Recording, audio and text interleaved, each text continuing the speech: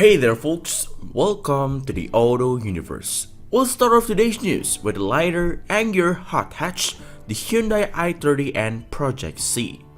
But before we get into the news, make sure you hit that like and subscribe button to keep you up to date with the latest auto news and reviews. Now, let's get right into the news. The Hyundai i30N blew us all away when it was launched a couple of years ago.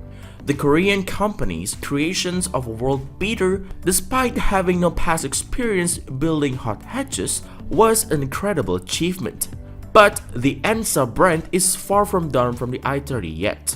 It's been confirmed that there will be an i30 and Project C, and although the standard car's 271 brake horsepower output will be retained, it should be quite a lot quicker on track. The secret? Weight reduction.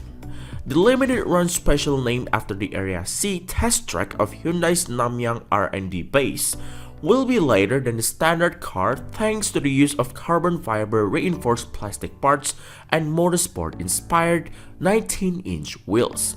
By the look of the prototype image Hyundai has released, the latter will be wrapped in bespoke Pirelli P Zero tires rather than the ultra-focused Trofeo Rs that are available on the standard car as a dealer-supplied accessory. It will sit lower than a standard car, although Hyundai isn't saying how much by at this stage.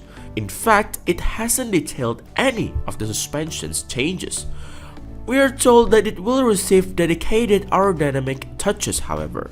The car will be limited to 600 units and is set to be revealed at the Frankfurt Motor Show next month.